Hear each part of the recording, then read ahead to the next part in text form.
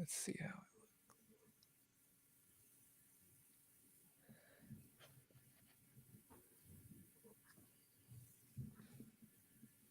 All right, I'm just checking to see that we're live.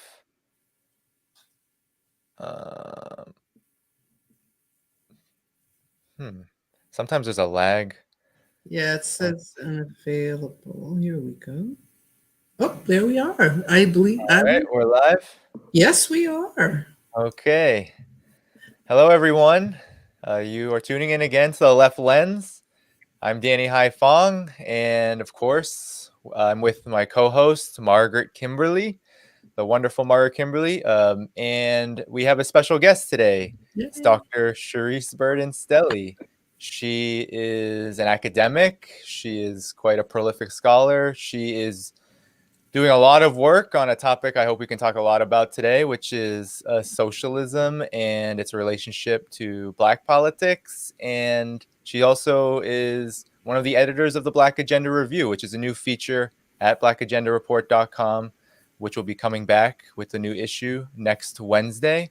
But thank you for coming on, Dr. Burden-Stelly. And I'd like to kick it to you and just talk a little bit about your work, what you're doing, what your focus is, and why it's important. Because right now we are in this big moment of crisis in the United States. There's this debate about $2,000 checks, but even the most progressive wing of the Democratic Party isn't really talking about Black people, isn't really talking about socialism, and it definitely has been falling into this politics of austerity where what was demanded, monthly paychecks and Right. Medicare for all and all of this has been tampered down, despite the fact that the pandemic is raging in the United States and Black people are suffering the most from it. And a $600 one-time payment just isn't enough. So, Dr. Burden-Stelly, what do you make of all this? And tell us more about your work. Yeah, so revolution. Next question. Just kidding. So thank you all so much for having me. So just to talk about briefly about my work, part of what I work on many things, but what I'm focusing on now is the intersections of anti-Blackness, anti-communism, and racial capitalism, thinking about how anti-communism is not just sort of a geopolitics that comes out of the Cold War, but rather it's a mode of governance, right? Meant to preserve and maintain racial capitalism going all the way back to 1917, but having different sort of upticks at different historical moments. So we see it during the convergence of the Palmer raids and the Red Summer of 1919. We see it with the deportation of Marcus Garvey. Even though he is not a communist, he was red baited repeatedly. And in fact, his deportation was linked to the rise of the Bureau of Investigation, which became the FBI, and the rise of J. Edgar Hoover, who was a notorious red baiter and a white supremacist, anti-Black racist. In the 1930s, we see it with the, HUAC comes about in the late 1930s, but was preceded by like the Dyes Committee and the Fish Committee, all of which are anti-communist, but part of the ways in which they gauge if one is a communist or not, for example, is if you've ever had a Black person in your home and if you believe in interracialism. And so throughout the manuscript I'm working on, I provide different examples of the convergences of Wall Street imperialism, racial capitalism, anti-communism, and anti-Blackness, because in the final analysis, I think that all of these things need to be thought together.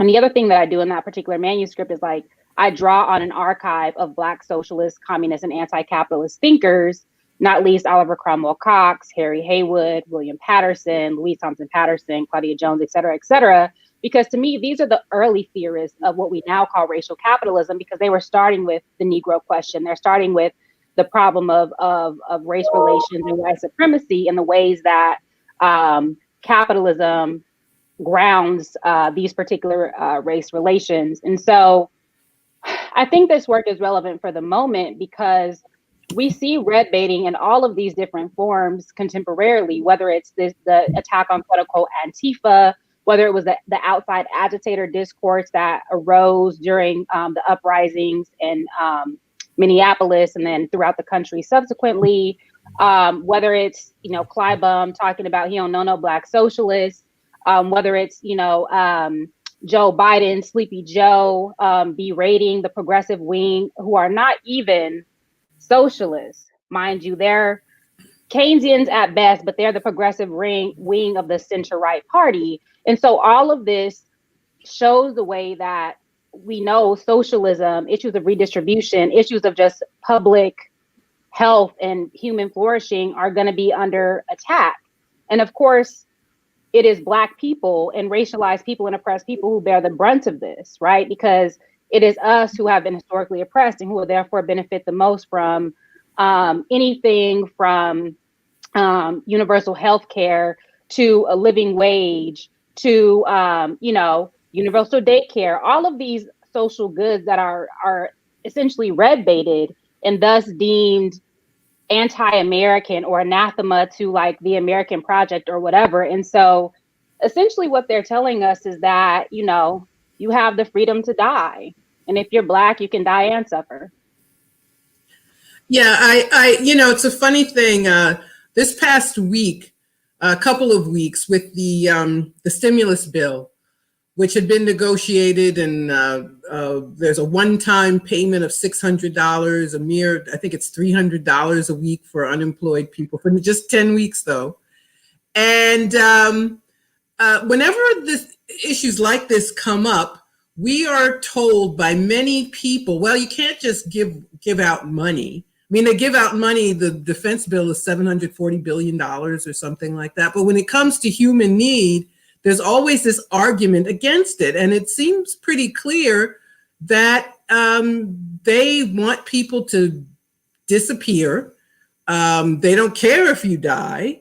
They want a quiet workforce for that little bit of work that is left. We're not even talking about living wage work anymore. We're talking about, Amazon fulfillment centers and gig work, if there is work at all. Homeless encampments all over the country. But this is a particular moment when we most need to be talking about these things, and but the topic has been rendered taboo. And this party, as you point out, the Democrats are a center-right party, so being leftish in the center-right party doesn't amount to much. But we're supposed to be so happy that Trump is going to be gone. I'm not going to miss Trump.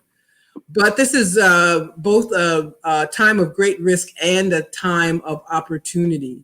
That we can start talking about things and normalizing things that Americans have been told are just not possible for us. We can't have Medicare for all. They do that some other place, but we can't have that. We can't have any of these things that, on the one hand, we're told we're this advanced country, this exceptional country, and then it turns out we're just exceptionally bad.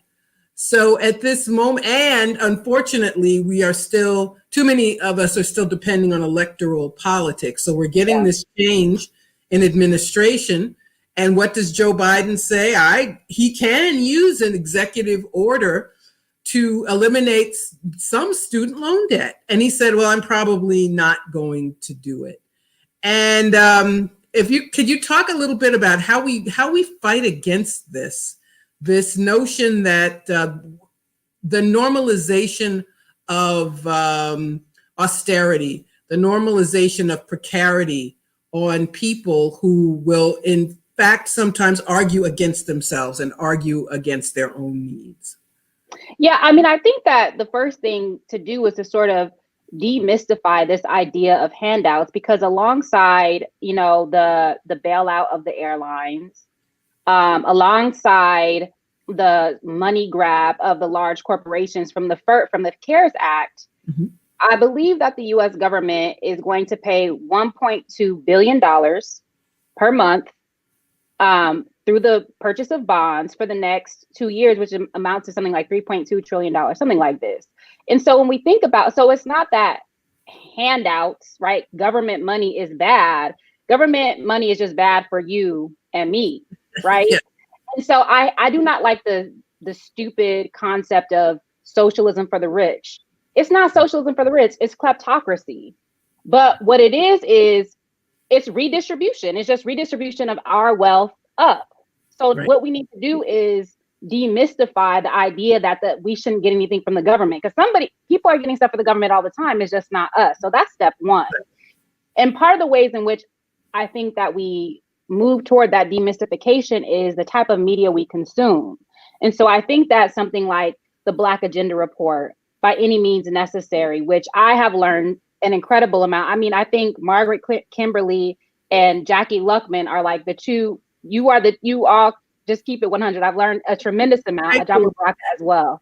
Like, these are the people we need to be listening to, right? Mm-hmm. These are the people who have the ideas that are rooted in sort of human flourishing, are rooted in the dismantling of this system for real. And so I think that we need to be mindful of the media that we consume. For example, and this is tangential sort of, but like the New York Times, there was a Black doctor that died of COVID-19. Mm-hmm. And the headline in the New York Times was, Black doctor dies after complaining about racism. Complaining, and so it's just even the way the problems are framed.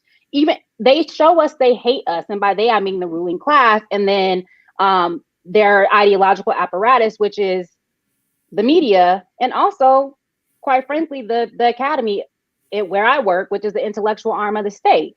If we just keep it in 100. So I think that we need to be mindful of what we consume and really support the rise in sort of the left-wing podcasts, the independent media, because these are the people that are going to tell us about what's going on in Venezuela, what's going on in Iran, who are challenging the Cold War with China, who are really, I think, telling us what it is. So I think that beyond demystification, though, there's a group called Hood Communists that tweeted about joining an organization.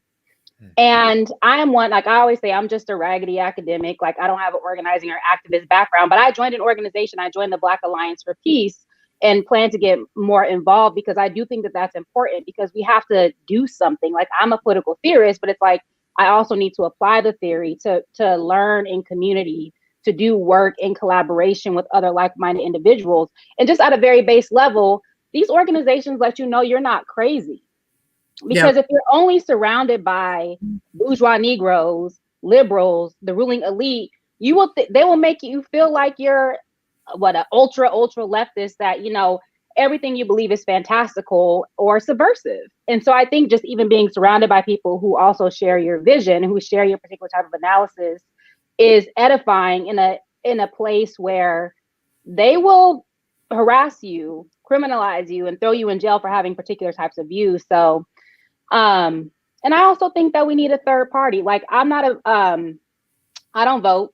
I'll just put that out there. It's not, I don't believe in lesser of two evilism. I don't believe in sort of negotiating the terms of my immiseration, but I think that I am very on board for a third party. Preferably a Black socialist-led third party. But like, I think it's time, because I think that if all the progressives left the Democratic Party, plus all of the leftists and all of us who are, who don't vote, if we all harnessed our political power for electoral politics as one strategy, as part of a broader counter-hegemonic strategy, I think that that's important. And so, and there's been pushes for this throughout history, right?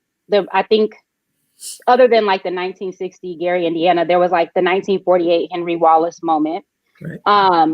It's possible, right? Anything is possible. So if people throwing us 600 crumbs is possible, forms of liberation and sort of radical struggle are possible, I think. So.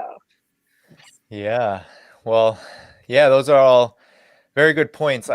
I want to talk about W.E.B. Du Bois, because you have done a lot of work. You've co-authored a book with Gerald Horne on, I believe it was his life. Yeah. And everything that you and Margaret are saying reminds me of him, because by the end of his life, I mean, he died in Ghana before Kwame Nkrumah was overthrown.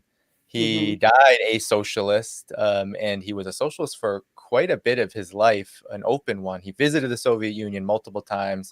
He visited China, and he was someone who talked a lot about political power and what political power really is. So could you tell us about why it's important to study Du Bois and how he fits into the larger framework of socialism and Black politics? Because right now, what I'm seeing, what's very frustrating, because you said if you're just around bourgeois Black political figures, if you're just listening to the Bourgeois corporate media, Negroes. Yes. yeah, exactly.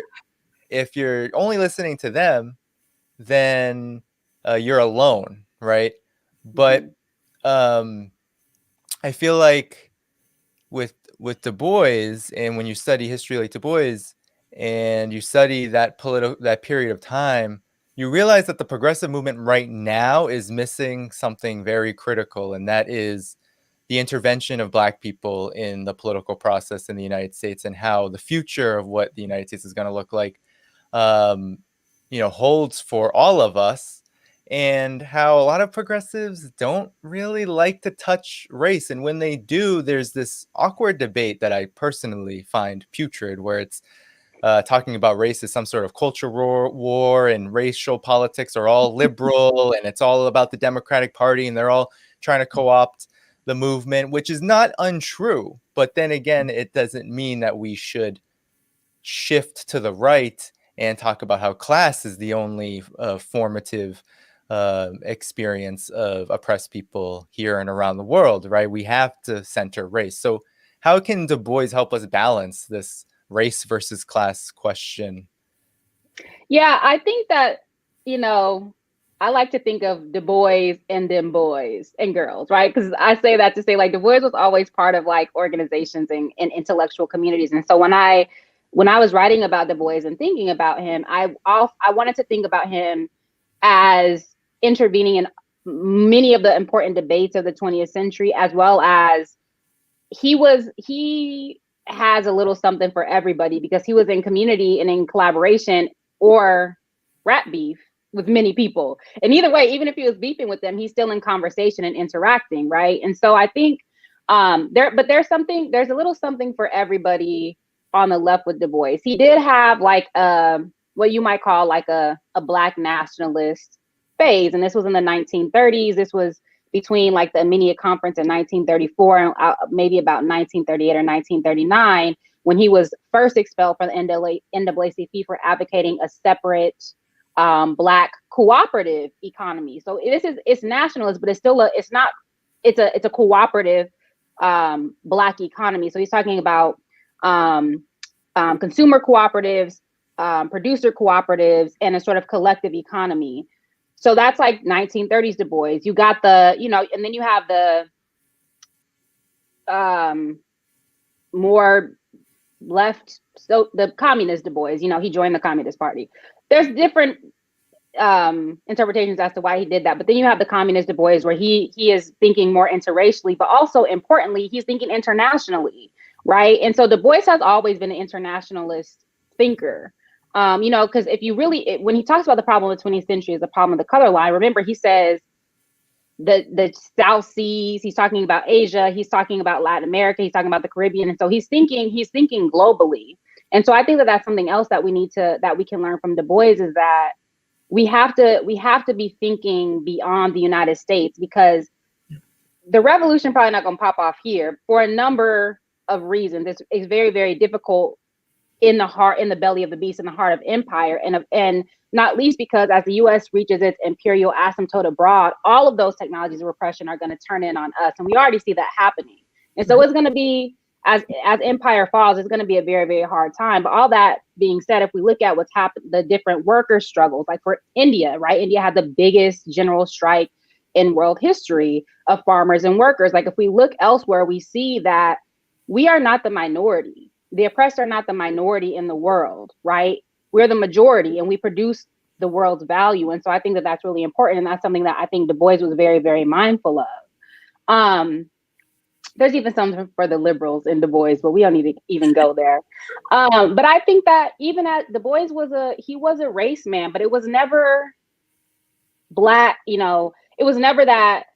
He was never only about Black people, but he fundamentally understood that the ways that violence, oppression, and exploitation accrue around Black bodies, right? He understood the ways that, last hired, first fired, the worst working conditions, structural unemployment, being pushed out of whole industries of the economy, state violence, all of those things must, especially in the context of the United States, must be understood through the Black experience.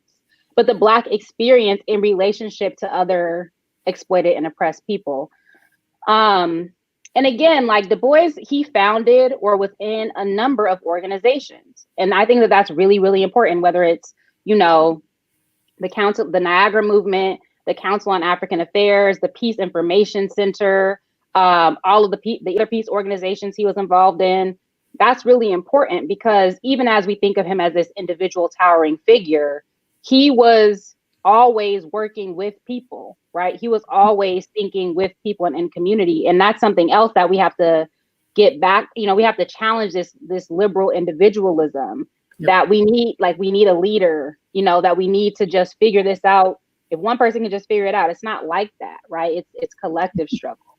So, yeah, it's you know, you pointed out the importance of that we're often led to believe that we're crazy. You know, nobody agrees with us, but I think it's important for our mental health, just to back up what you just said, for us to have comrades, to be in organizations, to get information from the right sources so that we know what's possible, because we're always being told what's not possible. And it's important to consume good media, such as Black Agenda Report, of course, because you can see that on the one hand, we're told socialism doesn't work. That's the catch-all phrase for everything, ever since the fall of the Soviet Union. Socialism doesn't work. But then it does work. So China has more than 1 billion people and fewer than 5,000 deaths from COVID. Vietnam has a handful of deaths. Cuba has just a handful of deaths. And you could point to that and say, okay, well, maybe it does work. But instead, we just get lies. And that is why it's so important. We have to learn from each other. We have to know that we're not alone, that we're not the only ones who see what's happening in the world, but that we are in struggle with and in solidarity with people of the same political mindset, so that we can all work together to protect ourselves, to amplify our message, and to do what we can to manage for ourselves, first of all, what's coming. And it's interesting, you said that things will jump off somewhere else, but our country, it's a weird thing. Our country, of course, plays a big role in creating all of these stressors for people around the world. So we have to, for many reasons, understand what's going on in the rest of the world and to connect it with what goes on here. One of my issues with a lot of people call themselves progressive, the left-ish center-right people, is that they treat foreign policy as some kind of a frill. It's not important. So you can vote for Bernie Sanders, who's an imperialist, and you know, it's either, well, that's the best you're going to get, or it's not so important, instead of understanding that it is very important to see the connections, to understand what's going on around the world, what this country does to other countries, and to demystify and actually understand that you have to learn all over again. You know, if you read the New York Times every day, if you went to college, you don't know what's going on in the world. If you depend on those things, if you depend on the corporate media and depend on academia, you still don't know. So this is where solidarity comes in and organizing comes in, and being part of these structures. That wasn't a question. I think I sort of went off on a little rant there for a second, but I don't know if that is anything there you wanted to comment on. Yeah, I was just thinking of, oh, please. Oh, no, I just wanted to remind folks, because more and more people are coming in. Subscribe, make sure you subscribe, and hit the bell. We want to make sure people keep coming back. But anyway, sorry. Yeah, Charisse. I was going to say what you were talking about, Margaret, reminded me of something. that Gerald Horne said. I don't know if he wanted me to share this. I don't care. He said, if you're not looking at the international situation and you're not looking historically, perhaps you shouldn't say anything. Of course, I'm paraphrasing, but history is important. Yes, it is. International situation is important. And so, that to me is why Gerald Horne, his body of scholarship is so important. Not just to book with me, that's good too. But his whole corpus of scholarship is really, these are histories of the present, which is to say that when he's looking at Japan, when he's looking at Hawaii, when he's looking at, Brazil, when he's looking at Cuba or, the Caribbean, Cold War and Hot Zone, he's telling a particular story, right? He is contextualizing what's happening now, and that it goes back to the 15th century, the 14th century, and that we need to understand these both historical and spatial connections. And something else somebody said that I think is really important is that to understand the United States, to understand U.S. capitalism, you have to decenter the United States, which seems paradoxical, but it's true. Like, we have to look beyond ourselves, and we have to think beyond this idea of like U.S. exceptionalism. And that brings me also to thinking about 2020. People keep talking about 2020. It's the worst year of the whole world. It's terrible. And so, like, panty notwithstanding, yes, that's trash. But all the pandemic did was heighten the contradictions that were already there. And in some ways, it's good in the sense that it forced them to the fore. People who were just getting by, who are now suffering, may or may not have come to a particular type of consciousness about their situation without the bottom falling out, right? And it's the same with President Trump. And so I'm just gonna, I want to bring up your book, Margaret. Yeah. Prejudicial, such a good book, because the other thing that what your book does is also, demystify this idea that Trump is the worst president in history. So your boy Chris Cuomo went on this red-faced spittle rant about Trump being the worst the worst president in history, and he repeated it a number of times. And I'm like, Andrew Jackson, yep, everybody's boy Abe, George Washington, William H. Taft, Andrew Johnson, basic, all of them are trash. Like Obama, none of them are good. And I think that what your text conveys is that there is not a single president in history that essentially has not been a white supremacist, including Obama, and that has ever been acting in the interest of Black people. And so I think that we need to be clear about that. Like, Trump was a troglodyte. He needed a lace front. That's neither here nor there. But I hated his hair. He's horrible. He's an ignoramus. Yeah. Fine. And that sucks, but he is as much a representative of U.S. empire and U.S. governance as any of the other ones. And so Biden coming in is not going to change that, I think, objective fact. So. No. Well, what to jump in, the Black condition is, I think, the litmus test for all politics that have to do with class struggle or social movement politics. Of course, the Black condition is generally either ignored or pandered to when we're talking about elite spaces and elite politics. But if you're not really talking about this, if you're not talking about the condition of Black people in all of your struggles, then you're leaving a huge part of the struggle out, and you're going to lose. And I think we're seeing this over and over and over again with this new so-called progressive wing of the Democratic Party.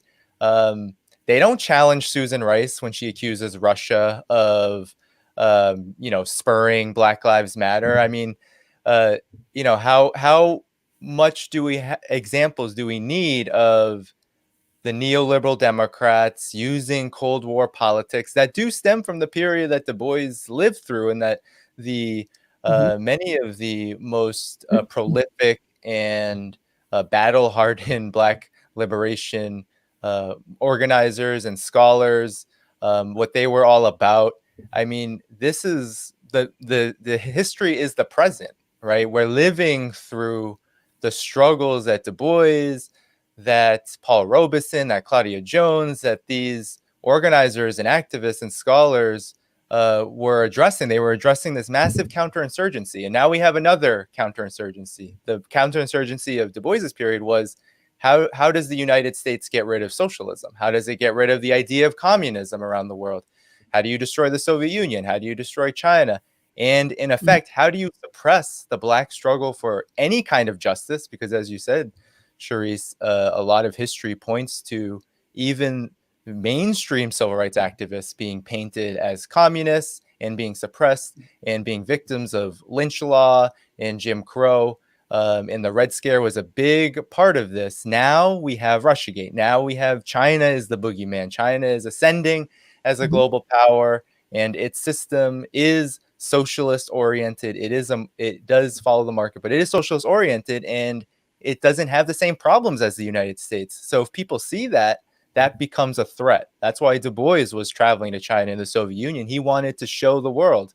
He wanted to show the Black community. He wanted to show the working class struggle in the West that China, the Soviet Union, the liberation struggles in Africa, they were not our enemy. They were, in fact, our friend. And now we have a new moment where the United States is on a war footing everywhere. And we've lived through 2020. And oh my gosh, you brought up 2020. I hate when people say 2020 is the worst year ever, because it just shows the defeat that a lot of people have been experiencing and how they've normalized and internalized this. That to me was the 2020 election. It was the normalization of defeat and of counterinsurgency. It was all about, how do you settle for nothing? How do you settle for so little? And how do you forget everything about history and everything, even just over the last 8 to 12 to 15 years? How do you forget everything that's happened just to get back to some sort of semblance of quote unquote normalcy? When, as you said, Charisse, normalcy in the United States is white supremacy, it's empire, and it is economic devastation. People were not living well before this economic crisis, and they're living even worse now. So, I just want to jump in and say that this is why it's important to study Du Bois, because Du Bois was internationalist, and the movement that he represented, I think, in my opinion, because there are still people alive today who talk about the liberation movements of the 60s and 70s. But when we go back further than that, I think there's even more of a gap, in understanding of what exactly happened during the struggle against Jim Crow that is international and revolutionary in context, rather than just some caricature of some sort of mainstream civil rights movement coming to a head, right? I think there's a lot forgotten about that period. So anyway, just want to jump in and make that comment.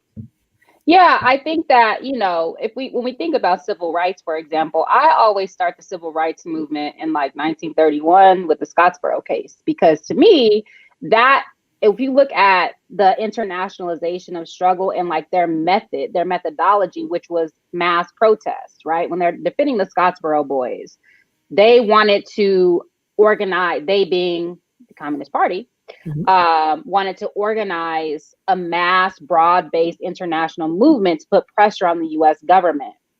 Then you have the Angelo Herndon case. This is something that I write about in my book. The Angelo Herndon case is really important because he was charged in Atlanta, Georgia, a Black communist organizer. He had organized a march, basically Atlanta was trying to cut benefits. And so he organized an interracial march on like the courthouse. And he was charged with insurrection, a slave insurrection law that had been updated for this very thing, right? For forms of, challenging the government, basically. And so, again, the Communist Party defended Herndon. And so Herndon understood his own case. He's 19 years old, by the way. He understood his own case in relationship to Scottsboro. So when he was out on bail, he was going and campaigning on behalf of the Scottsboro boys. But to make a short story long, the moral of that story is that the mass-based movement that we saw in 1954 onward was not a tactic that the NAACP was fond of. Indeed, and in fact, when the SCLC began to mass mobilize, they were hostile to that, right? But when we think about mass mobilization as direct democracy in a way to hold the United States accountable, I really think of, and then there was Scottsboro and Angelo Herndon, and then in the 1940s, you got Rosalie Ingram. Just look that up. There's Rosalie Ingram. And then that tactic was also used in the Free Angela Davis campaign, right? People forget that she was a communist and that the Communist Party did a lot to in that case to get her acquitted. A lot of organizing and a lot of black and women communists especially. And so all of that to say, like, I do think that I'm really one who looks at like the 1930s, 1940s, and 1950s a lot, because I feel like most of those people, there have been a global shift to the left in general after the and during the Great Depression, in terms of Black intellectual thought. And so a lot of those people were thinking about capitalism. They were thinking about what is going to come next. They were thinking about, anti-colonialism. As we know, the Council on African Affairs, what became the Council on African Affairs, was started in 1937. And so, like, this was a really feeking moment. You have the National Negro Congress, all sorts of things that are happening, that are radical, that are worker-based, that are trying to take the Negro question seriously in relationship to understanding class and capitalism. And so I think that we really do need to understand, the 1930s period, the 1940s period, the 1950s, and also look at the modes of repression that really continued unabated to crush these movements. Yeah. And I've heard you say this in past interviews that you've done. A lot of the technology of repression that was specifically targeted at the Black movement of that period and into the liberation movement of the 60s and 70s, when COINTELPRO and that whole policy of repression happened, it was universalized. And I've talked about this. I know we've all talked about this. It's been employed on the rest of the population. Anybody deemed to be outside of the parameters of acceptable politics and acceptable existence, really. The United States determines that both domestically and abroad. And so yes, I think it's so important to study history. It's a big gap right now in the movement, because I think a lot of the progressive movement is reactionary, not in the sense politically that it's reactionary or backward. It's in the sense that it's reacting to specific conditions right now, but the conditions that exist right now are designed to erase the history of Black political struggle on the left. It's designed to erase working class struggles around the world.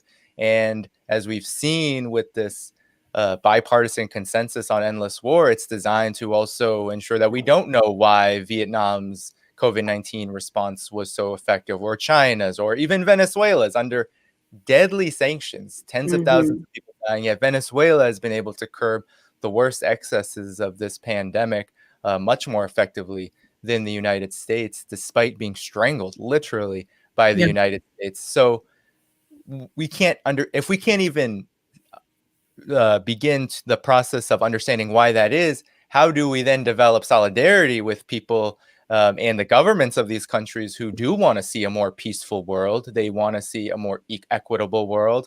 They want to see a world where climate catastrophe and war do not define relations among nations. So, I think there's so much to learn from that period, because it really does inform everything that we're going through now. And 2020 has been truly a microcosm of what the American nightmare has always been, what Malcolm X talked about as the American nightmare. It's never been a dream. I guess you're dreaming if you believe that the United States was ever really working for vast majorities, but now there is no question about it. And so the United States has gone on a blame game, assault on entire nations around the world, on, as you said, Charisse, on Black people themselves complaining about racism. Well, there's a lot of reasons for this, but yeah, Margaret, I don't know if you want to jump in. Yeah, I wanted to. What's funny thing, you said people forget Angela Davis was a communist. It's hard to remember that when she's now endorsing Joe Biden. Every 4 years she endorses a Democrat. So if she's still calling herself a Marxist or not, she was several times a vice presidential candidate from the Communist Party, running with Gus Hall. But at any rate, I did want to bring that up. But I think you're both right about this. 2020. It has been a difficult year for us all. individually, but it is also the year when all these realities have come home for us. There are always more and more people at the margins, more and more people living precarious lives. And all you need is for something to go wrong, and it's all been laid bare. So yes, it's been a bad year, but 2019 was a bad year. We have real wages haven't gone up in how many decades now? Is it like 40 years now? Mm-hmm. Mass incarceration is not diminishing any.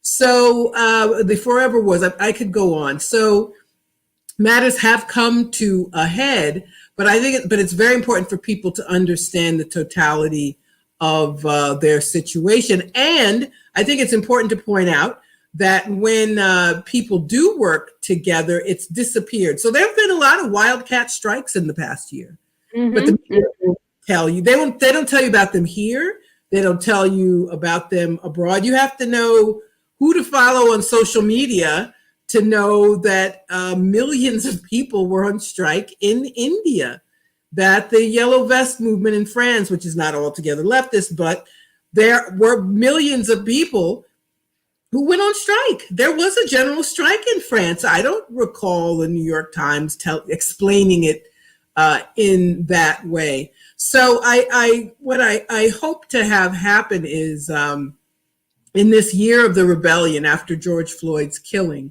the rebellion was aborted by electoral politics. What else in this country? And there were some unfortunate things. People who were denouncing radicalism or saying that, well, it's, we're not the ones who set the police station on fire in Minneapolis. A white guy did it. Well, thank God he did, because they were trying not to arrest those cops. Mm-hmm. And so we have to, even in these moments where people do begin in that instance, people began talking, it was police violence, but there were so many other things that brought so many millions of people across the country and around the world. So there is this desire, this strong desire for change. That's why it's attacked.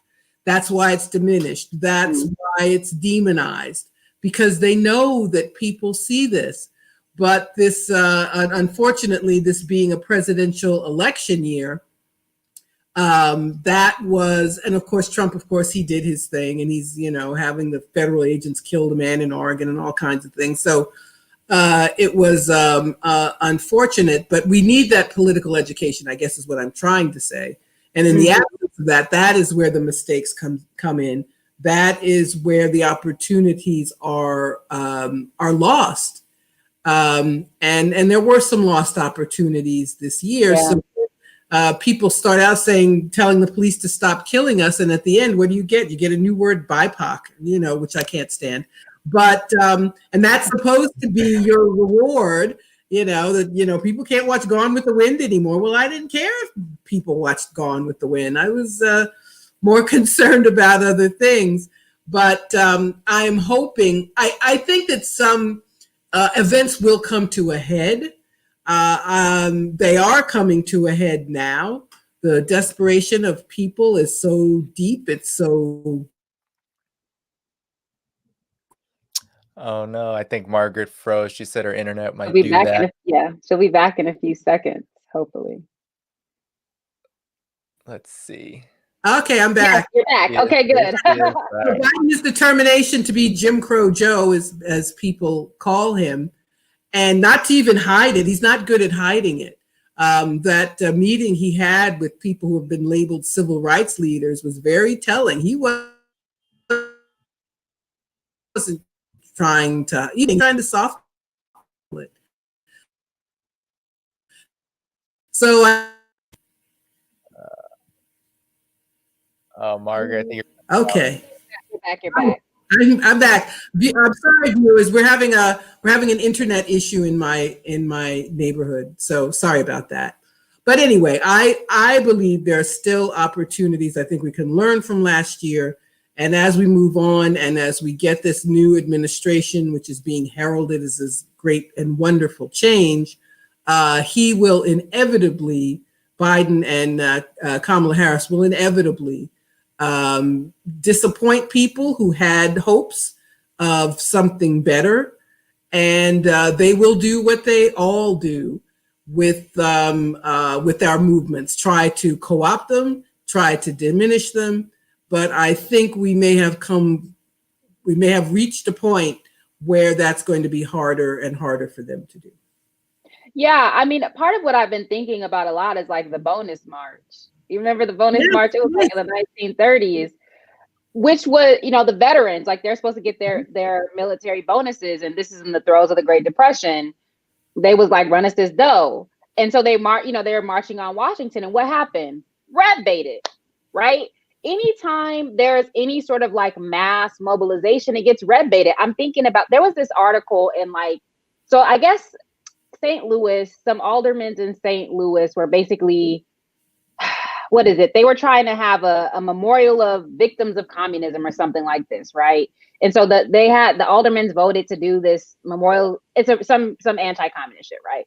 And so some police dude wrote this article where he was talking about Ferguson, and he was talking about like grassroots movements, right? And that grassroots that all of this, the Communist Party was part of these grassroots movements in Ferguson.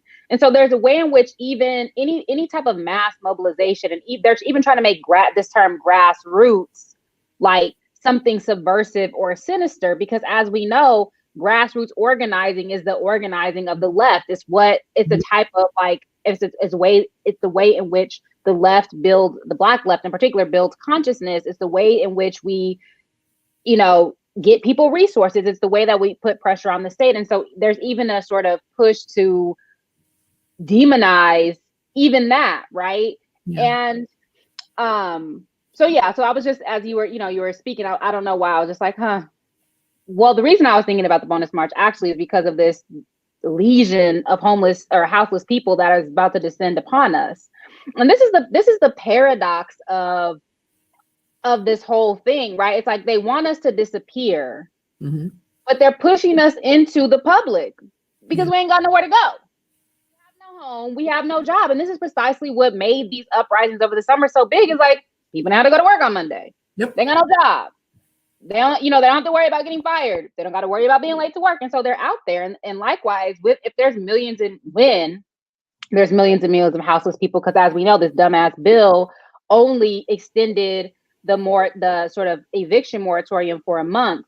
And it doesn't cancel back rent. It lets back rent accumulate. So even that, and what is this $600, look, okay. So once this deluge of houseless folks descend upon us, where do they think they're gonna go? What do they think they're gonna do? It's they're creating a problem that they cannot manage, right? No. And you can't shoot everybody. No, you can't. Well, funny thing is mentioning unhoused people.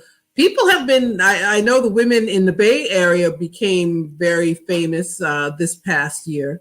But there are people all over the country there are houses just sitting empty that are perfectly good because of the madness of capitalism. People lost their homes in 2008 and 2009, and the homes are just sitting there.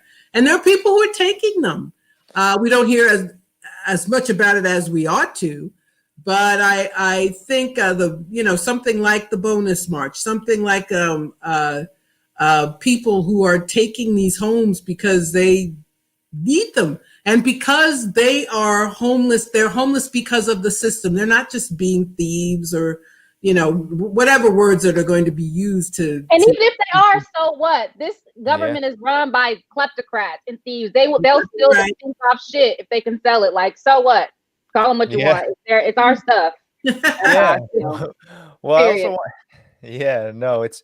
it's ridiculous. I mean, before this crisis, there was about 6 homes for every one recorded homeless individual. I mean, I used to work in homeless services, and I know for a fact that the number of people who are counted as homeless is a far undercount, right? Mhm. It's easy if you even get near any kind of service or community that suffers from great numbers of homelessness, you know that that's the case. They don't count couch surfing, which is what most people do, try to do anyway. I mean, logically try to do. But yeah, I mean, these are very explosive conditions, very revolutionary conditions that are building up in the United States. This decline of capitalism and this endless crisis, and it's a permanent crisis. It was a permanent crisis after 2008. The economy was already smaller.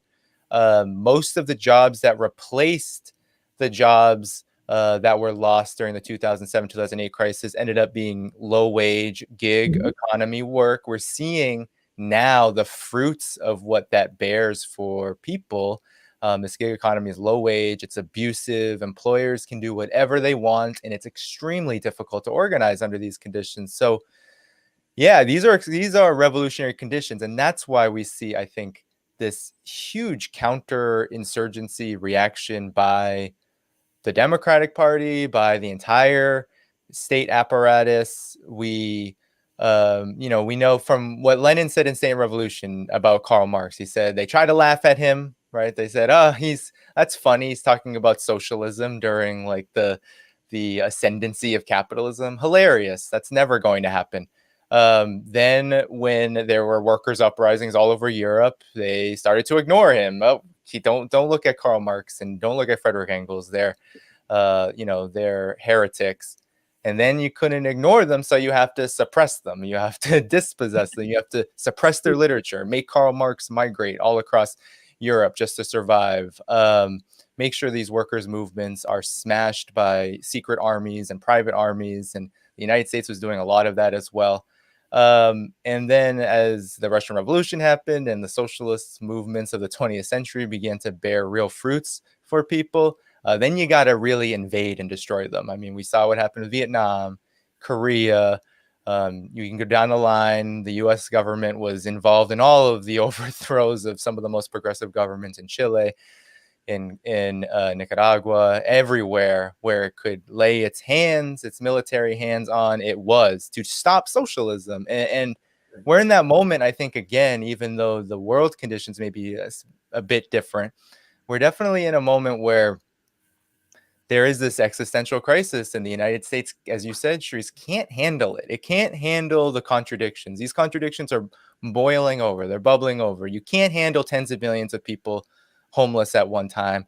You can't address a pandemic when you have a private corporate healthcare system. You can't protect prisoners when the whole reason you have so many prisoners is to kill them, is to eliminate them, erase them, to get them out of existence. You can't protect them from COVID-19 if that's the purpose of it. So you have all of these, I think, just real flashpoints, these antagonisms building up. And that's why it's important that we continue to speak out and we continue to push, I think, a socialist analysis, a revolutionary analysis, because these conditions could carry forward real ramifications, real sharp and hard struggle. It's not going to be easy, but it will surely require more than what we have right now as so-called left opposition, much of which is too scared or too opportunistic to really challenge the true levers of power that make the United States go. Yeah, and I think that the important thing is that mass-based movements are not objectively progressive. Fascism is a mass-based movement. One alternative is socialism. One alternative is fascism. And if it is that Trumpism continues to, and I think, Trumpism is white supremacy, but it's just the current enunciation. So it's not like this is the worst in history. Now white people been braggedy, but not all white people. White supremacy as a way of understanding human relations. I'll just say that. I'm not racist. I have 3 white friends. Just kidding. But I think if Trumpism continues to take hold and expand, that is a mass-based populist movement. And people keep saying that they're voting against their interests. They're voting against their interests. They're voting against perhaps their economic well-being. They are not voting against their social interests, period. And I think that we have to come to terms with that. Like, white supremacy is a thing. White nationalism is a thing. And I think that is a hard thing to contend with when we think about the working class essentially as white, and when we think about the working class as objectively, radical or potentially revolutionary. Well, maybe, but sometimes their revolutionary fervor is fascist, period. Not only the working class, but also the small cap, the petty capitalists who are being pushed out by the large corporations. If you look at the 1920s, this was already happening. There's a book called The Coming of the American Behemoth. And I really enjoy that book because it really talks about a novel form of US fascism that was brewing in the 1920s and 1930s. It really was only World War II that kept it from taking hold. And so I'm not persuaded by all the arguments, but all of that, the point is to circle back to the first kind of conversation we were having. The reason to look at Black socialism or a anti-racist or a Black liberationist socialism is because that mode of populism tends to be anti-capitalist. It is anti-racist. It has generally been internationalist. And this is, I think, where we'll get a lot of where we need to go. There's a lot of sectarianism on the left that I just don't get it. Like, I like to say I'm an ecumenical socialist. Like, I draw on whomever is useful, right? Like, the petty beefs about what did Marx mean in Gondrisa and whatever. I don't give a fuck about that. Like, we have bigger fish to fry, but these 6 people factions and then factions, it's like, stop.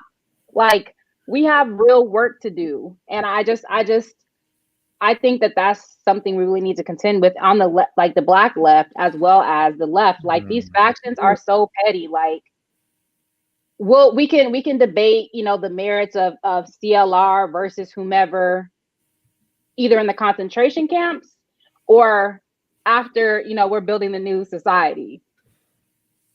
Yeah, I think you're right but Danny, you said it. People are afraid. They're really afraid to challenge power. So a lot of the sectarianism is a result of fear of actually taking action, of actually moving forward. And so it comes out as, all kinds of crazy, petty behavior when the real issue is that people are afraid to challenge. And there are reasons to be afraid. Yeah. But we have to talk about that and not descend into nonsense. But you also said before we go, I know we have only a few minutes left, when it said that white people who vote for Republicans vote against their interests. Well, white supremacy is in their interest, which I guess is what you were saying.